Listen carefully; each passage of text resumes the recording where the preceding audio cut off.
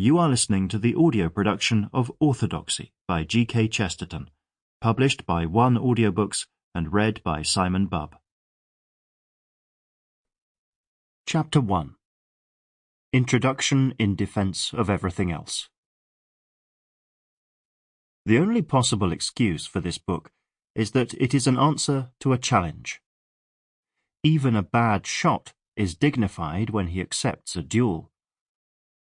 When some time ago I published a series of hasty but sincere papers under the name of Heretics, several critics for whose intellect I have a warm respect, I may mention specially Mr. G.S. Street, said that it was all very well for me to tell everybody to affirm his cosmic theory, but that I had carefully avoided supporting my precepts with example.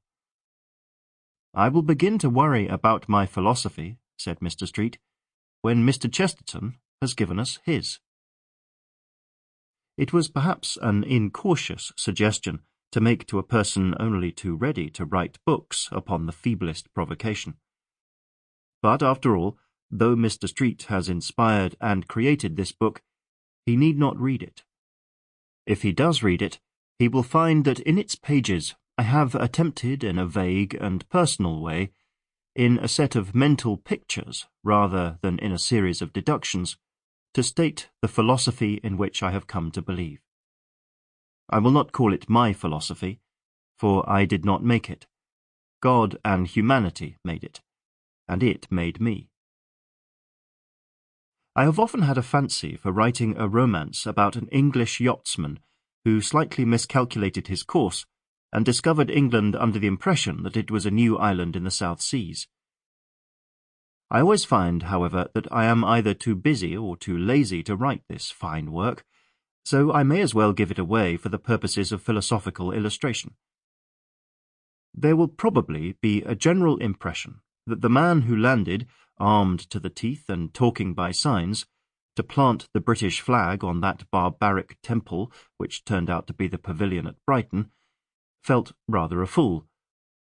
I am not here concerned to deny that he looked a fool, but if you imagine that he felt a fool, or at any rate that the sense of folly was his sole or his dominant emotion, then you have not studied with sufficient delicacy the rich, romantic nature of the hero of this tale.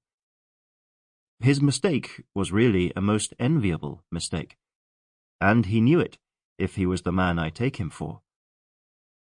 What could be more delightful than to have in the same few minutes all the fascinating terrors of going abroad, combined with all the humane security of coming home again? What could be better than to have all the fun of discovering South Africa without the disgusting necessity of landing there? What could be more glorious than to brace oneself up to discover New South Wales and then realize, with a gush of happy tears, that it was really Old South Wales? This at least seems to me the main problem for philosophers, and is in a manner the main problem of this book. How can we contrive to be at once astonished at the world, and yet at home in it?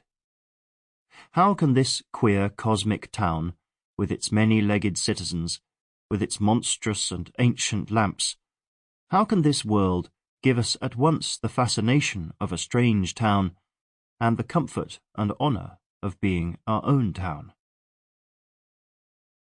To show that a faith or a philosophy is true from every standpoint would be too big an undertaking even for a much bigger book than this. It is necessary to follow one path of argument, and this is the path that I here propose to follow.